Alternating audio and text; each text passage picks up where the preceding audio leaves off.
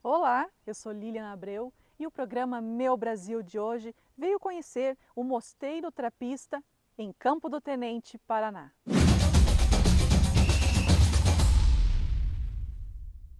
Estou aqui com o irmão Mateus e o irmão Gregório, muito obrigado por receber a nossa equipe. Eles vão contar um pouco sobre a história do mosteiro para nós.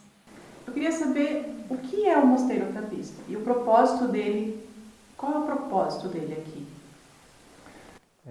A tradição monástica, a vida monástica, não é um patrimônio simplesmente do cristianismo, tá? É um patrimônio da humanidade, né? Então, mesmo antes do verbo se fazer carne, né, de Cristo encarnar, já existia a vida monástica.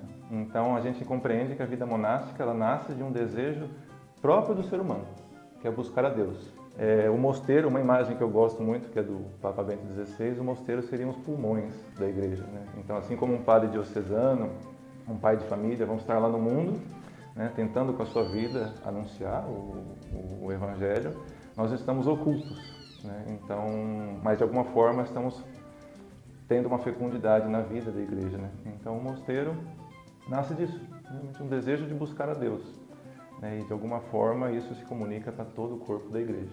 Nós não temos um apostolado direto, né? Não temos catequese, sacramentos, né? Mas a gente acredita que a nossa vida comunica graças para todas as pessoas também. E que nós recebemos graças dos outros, né? Nós não fabricamos monges, né? Nós recebemos as pessoas das famílias, né? Então tem uma ligação. Essa relação da vocação. A pessoa, ela vem para ela poder, vamos dizer assim, saber que é isso que ela quer para a vida dela? Ou ela tem que estudar para poder ser um monge? Não há necessidade de estudo, né? A vocação, como toda vocação, ela tem algo... A experiência de vocês. A nossa experiência? Bom, na verdade, pelo menos a minha experiência... Eu sou alguém que, assim, sou um convertido, né? Vim para a igreja, para a fé cristã, na vida adulta, né? Então, eu fui salvo, assim, né? Eu fui atraído. Não foi tanto algo que eu estava procurando conscientemente, mas a própria providência, né? Os acontecimentos de Deus foram me atraindo. Hoje eu vejo duas coisas. Uma, que eu sempre buscava a Deus e sempre buscava um lugar em que eu poderia viver essa busca de maneira intensa e focada, né? Isso sempre existiu em mim, só que de maneira que eu não conseguia entender. Você não percebeu? Não percebia. Fica aquela... Tá faltando alguma coisa. Fica aquela busca, aquele desejo, mas você não consegue encontrar. Como a vida acontece, a gente vai tentando se colocar no mundo, né, fazer escolhas e tal. Então, nesse sentido, sempre houve, né? Mas quando vem a resposta, isso é uma graça de Deus, né? Não é algo que a gente prepara, embora a gente se dispõe para colher essa... Há um momento assim, né? Há um momento. E eu acredito, sinceramente, que a nossa vocação monástica tem a ver com isso, um desejo já inscrito, que a gente carrega com a gente desde sempre, mas há uma série de acontecimentos, todo um preparativo à nossa história pessoal, que chega um momento que a gente tem o clique e a gente sabe, bom, É esse caminho. é esse o caminho. A vida não vai ser mais a mesma. E a vivência? Como é o nosso dia a dia? Bom, como o irmão Mateus falou, né, e o mosteiro ele tem a ver com esse desejo de todas as pessoas da busca de Deus.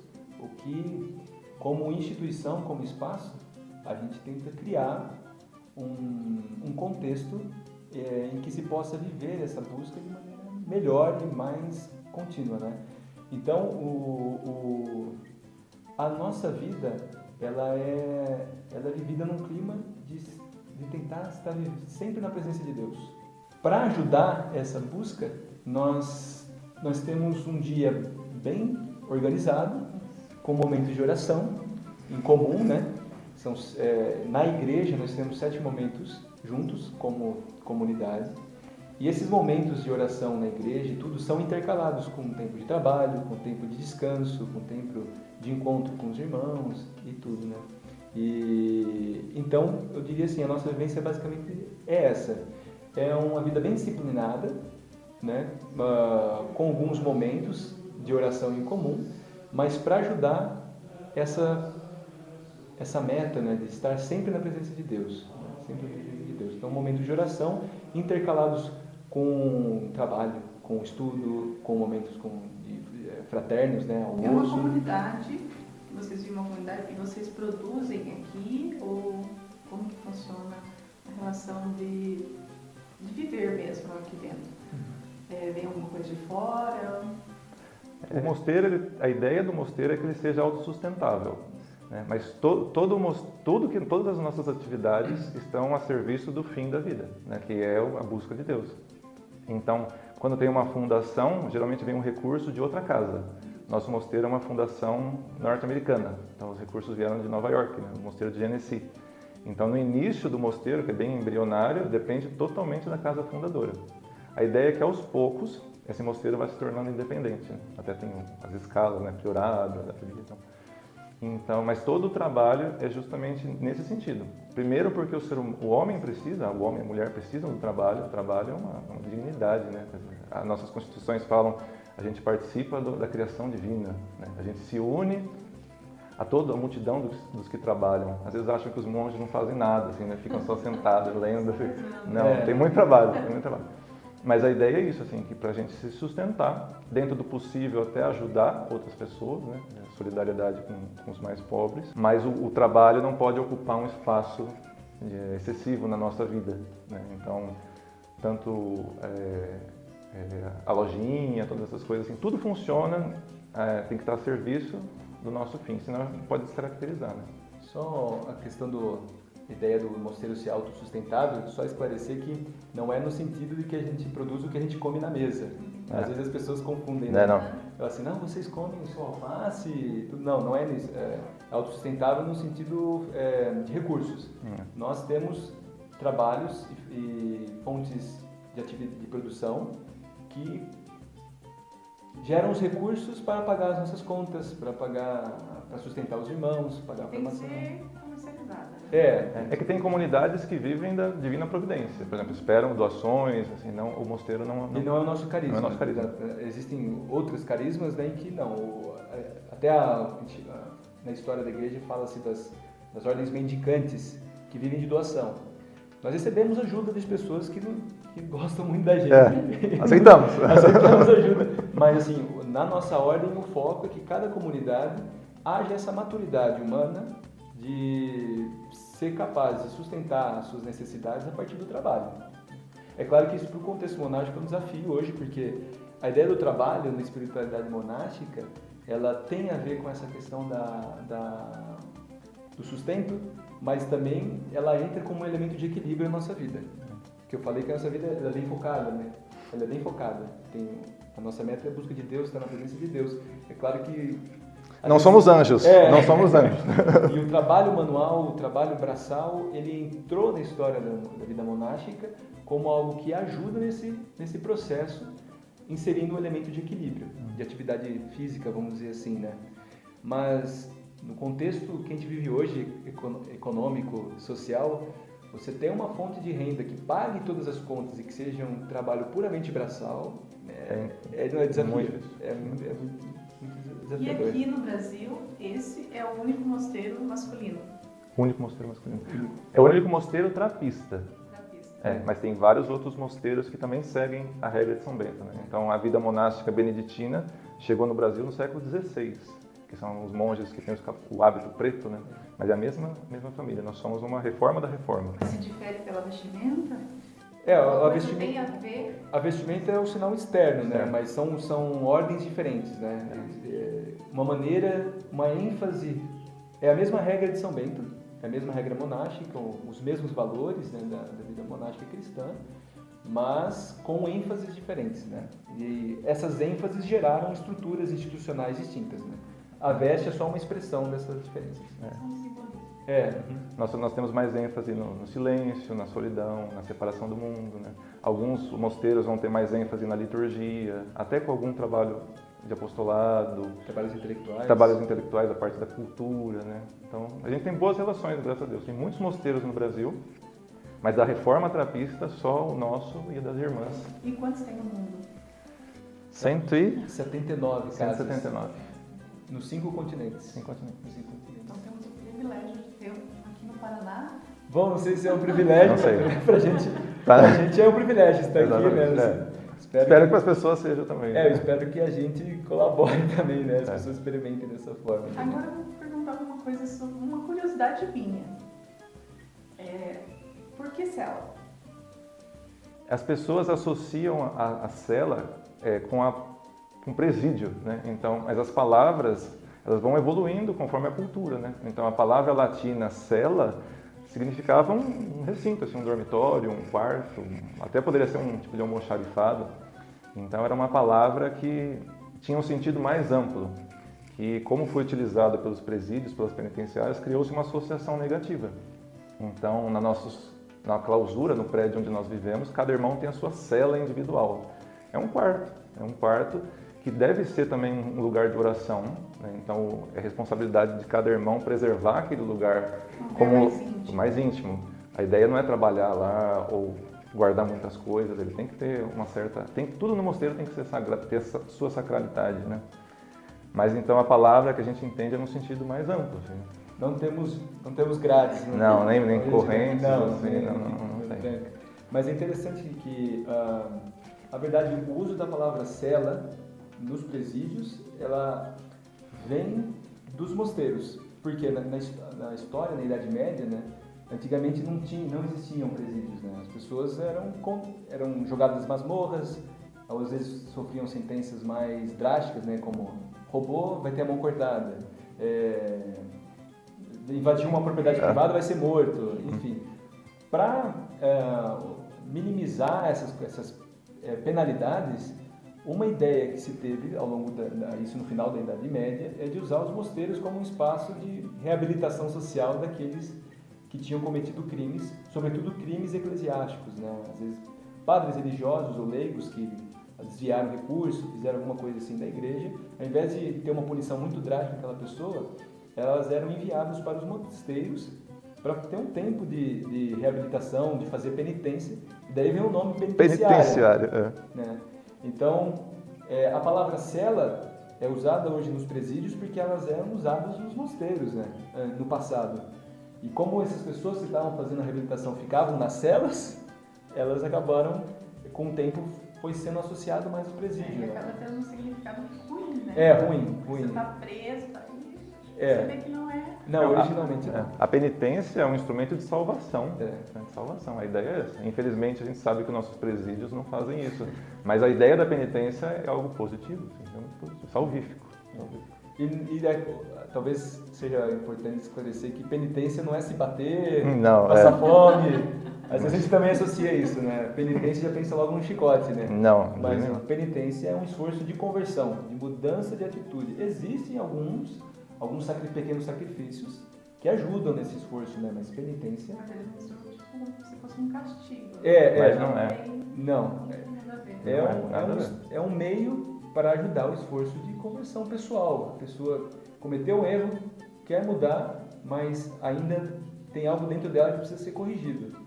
Como que ela faz isso? A penitência está ali como um instrumento para ajudar esse processo de transformação interior, né? Essa ideia de que nós somos corpo, alma e espírito, está tudo interligado, né? Então, a minha natureza ela vai tender para o quê? Para a preguiça, porque é cômodo, para a zona de conforto. Então, se eu quero realmente ter uma mudança de vida, eu vou ter que fazer alguma coisa para até que todo o meu ser se mova nessa direção, né? Então, às vezes são pequenos sacrifícios que você faz, mas num viés positivo. Se as pessoas soubessem que a parte espiritual é tão importante na vida, né? Sim. É essencial? É essencial. Se não fosse essencial, não existiriam mosteiros em nenhuma religião, em nenhuma parte do mundo. E hoje, existem muitas pessoas que procuram o mosteiro. Qual a finalidade do quê? Bom, São viajantes, são curiosos, são turistas? tem duas maneiras de responder essa pergunta, né?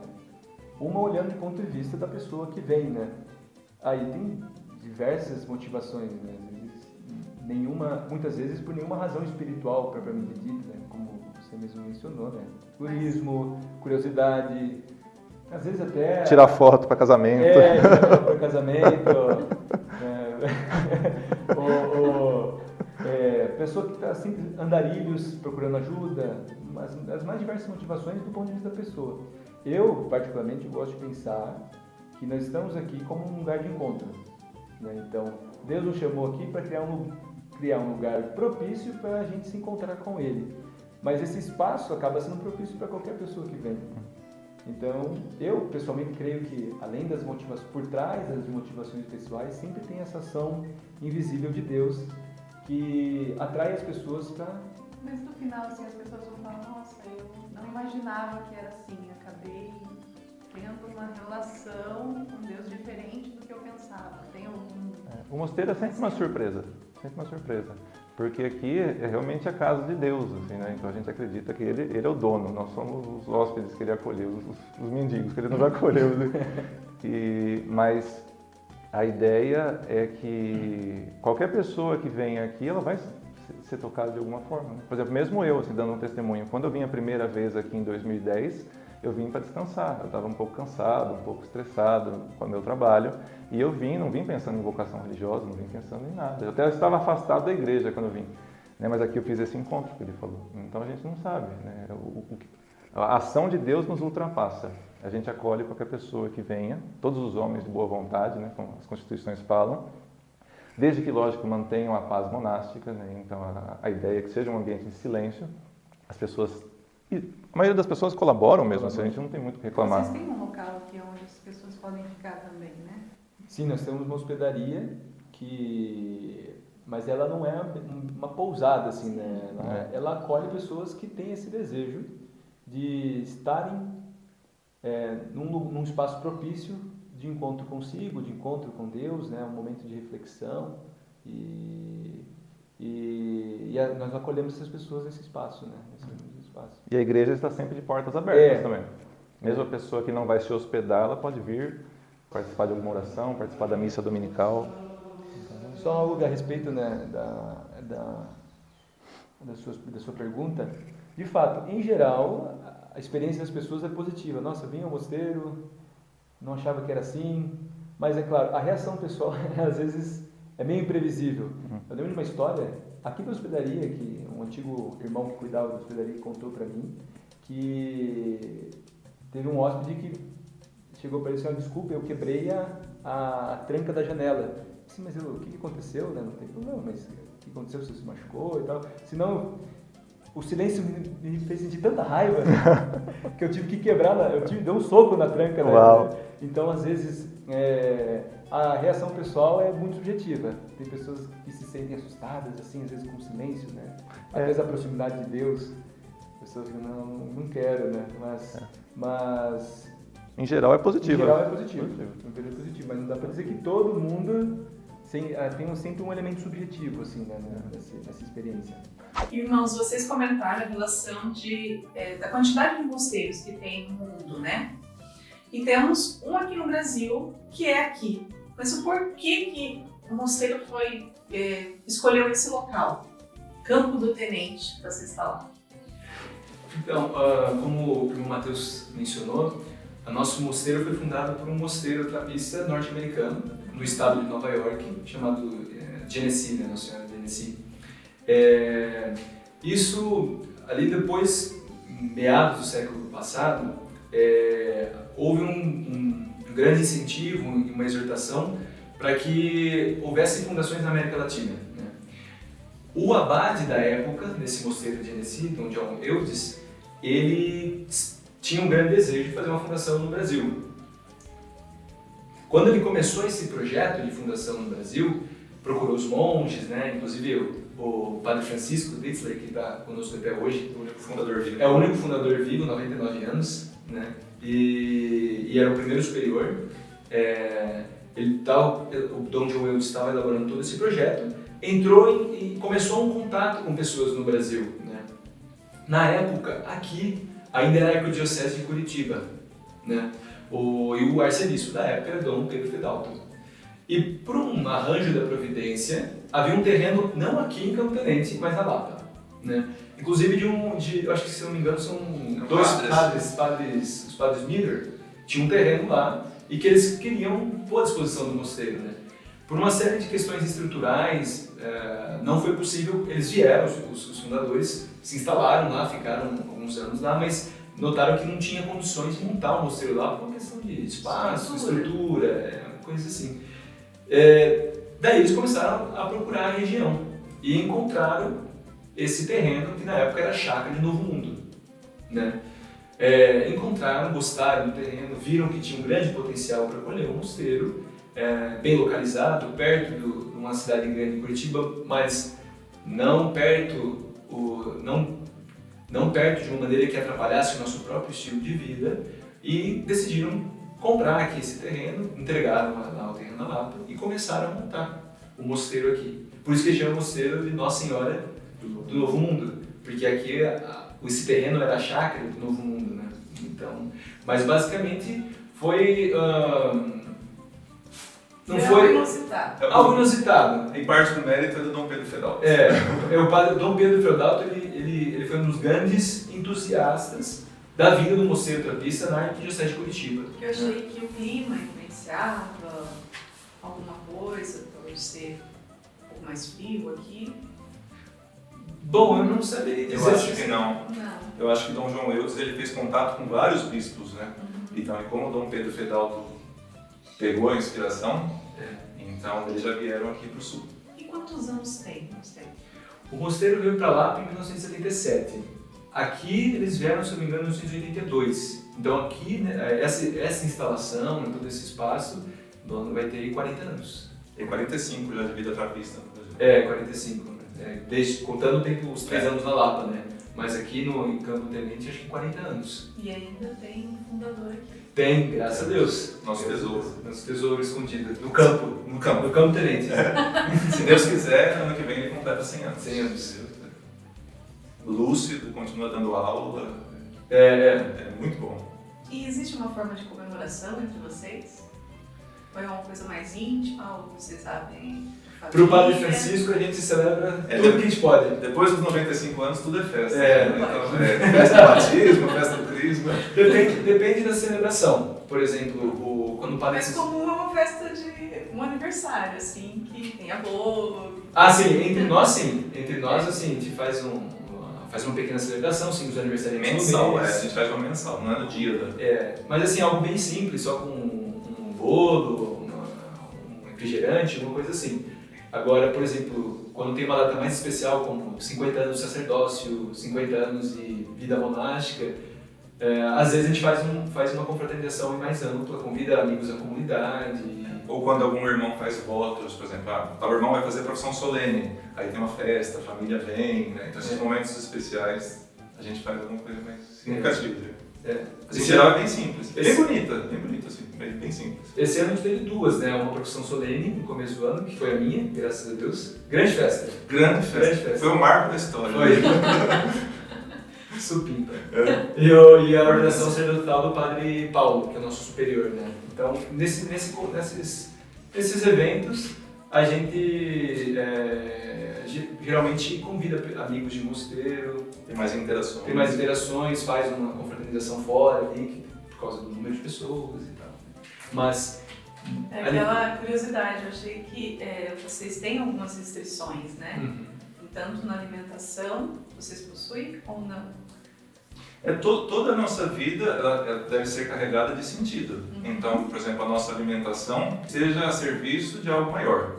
Tem que ter o cuidado também com a saúde dos irmãos, né? Então a gente procura ter uma dieta balanceada para que todo mundo tenha força para trabalhar. Não adianta ser ou asceta e depois ficar se arrastando, né? Então a gente tem que encontrar esse equilíbrio, é um desafio, mas a alimentação está a serviço de algo maior.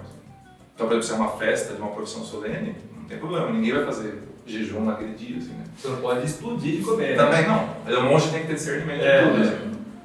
Tem que ter discernimento. Nossa, vamos dizer assim, principal fonte espiritual, que é a regra de São Bento, ele coloca 2 valores a respeito da alimentação, que são a simplicidade, a moderação, mas o cuidado com a saúde, né? Tanto é que para enfermos, velhos, né, a gente aqui não tem criança, não acolhemos crianças no mosteiro, mas lá na Idade Antiga, né, na Idade Média, os mosteiros acolhiam, né, crianças para formação e tudo. E eles também eram dispensados da disciplina assim, alimentar e tal. Então, mas de uma maneira geral, a austeridade monástica, na nossa espiritualidade, né, ela tem a ver com simplicidade e tem a ver com colocar a vida a serviço dessa meta superior que é a busca de Deus, né, de viver na presença de Deus e não se perder naquilo que é supérfluo, né, naquilo que é realmente supérfluo. Né. João Cassiano fala uma coisa interessante, porque se eu cometo, por exemplo, um excesso na alimentação, eu posso depois me arrepender e tentar, não, cometi um excesso. Ele diz assim, se a pessoa comete um excesso para menos falta, ele talvez não tenha força de se recuperar. Né? Então a gente tem que ter o cuidado dos dois lados. Assim, qualquer um dos extremos não é saudável. Tanto comida de mais como comida de menos. Em tudo a gente busca um equilíbrio. Né? Aqui existe uma diversidade, então não tem assim... Tem um alimento que é tradição de vocês. Um prato, alguma coisa. Olha, sempre a gente come isso. Vamos dizer, uma polenta, ou existe alguma coisa relacionada a Arroz e feijão. arroz e feijão. E alface. Alface. Não sei por que alface é a tradição da casa. Não, acho que a gente tem os pratos típicos da Que culinária vem lá brasileira. atrás. É culturação, a culinária brasileira, mas não tem nada que ensinou. Por sermos monges, a gente tem que comer alfafa. Quando os fundadores chegaram, eles tinham uma dieta basicamente norte-americana. Aos poucos que vai se adaptando, né? A gente ainda preserva... Local, né? Aos poucos, a gente ainda tem alguns traços da alimentação norte-americana. Um piquenique no sábado, coisa simples assim, né? Mas, em geral, as comunidades se adaptam ao seu local, à cultura. Até porque, senão, os jovens que vão ingressar vão estranhar muito, né? Se tiver uma comida muito diferente, para eles vai ser um choque muito grande. Então, arroz e feijão, todo dia. E alface. Alface. Bom, gostaria de partilhar com todos vocês que estão nos acompanhando realmente uma mensagem de paz e de esperança, né? Porque por mais que a gente tenha tanto mal no mundo, né? E a gente, aqui no Mosteiro, nós estamos cientes de tanta coisa que tem acontecido, a humanidade passou um período muito difícil com essa pandemia, né? A gente faz uma descoberta, várias descobertas aqui no Mosteiro. A primeira é que o mal que existe no mundo está dentro de nós. Então não adianta eu fugir para nenhum lugar, eu vou ter que enfrentar primeiro o que existe dentro de mim, né? Mas a gente faz uma descoberta ainda maior, né? Que o bem é infinitamente superior ao mal, né? Então a gente tem que ter essa fé, essa esperança em qualquer situação de que o bem vence, né? E de que a vitória de Cristo é real e que ela vai se manifestar e que a gente tem que perseverar, né? Nosso Senhor avisou que viriam momentos difíceis, a história comprova isso, mas Ele está do nosso lado. Então, realmente uma palavra de esperança, que as pessoas se cuidem, né? Assim como nós precisamos nos cuidar no mosteiro, vocês precisam se cuidar fora, viver bem a sua vocação e saber que é Deus quem nos procura. Nós não precisamos procurar a Deus, Ele nos procura onde nós estamos, Ele está ao nosso lado e a vitória dele é certa, né? Então, a nossa fraqueza não deve nos assustar, a nossa fraqueza é o espaço onde Ele se manifesta, né? Então, que Deus os abençoe e os ilumine e fé, temos que confiar. Bom, o meu desejo, diante de todas essas dificuldades, né, desafios que a gente enfrenta no mundo, nos nossos tempos, é que cada pessoa realmente descubra, experimente e viva, né, a verdade que cada pessoa foi criada por Deus, foi criada por um ato de amor de Deus. Cada pessoa foi amada desde toda a eternidade, né? E que cada um possa experimentar isso em si mesmo e pode ter consciência, possa desenvolver a consciência, né? De que isso não é algo individual, particular, mas é de cada pessoa. Então, não importa raça, sexo, opinião política, religiosa, essa verdade de que nós somos amados por Deus e fomos criados por Deus, que temos uma dignidade, é algo que toda pessoa tem, não importa o estado que cada um se encontra. Esse é o meu desejo, né? Que cada um possa realmente descobrir e viver isso, essa maravilha da vida, né? Que nós somos amados e todas as pessoas são amadas e são dignas de amor. Esse é o meu desejo para cada um de vocês. E o programa Meu Brasil vai ficando por aqui. nesse lugar de paz. Até a próxima semana!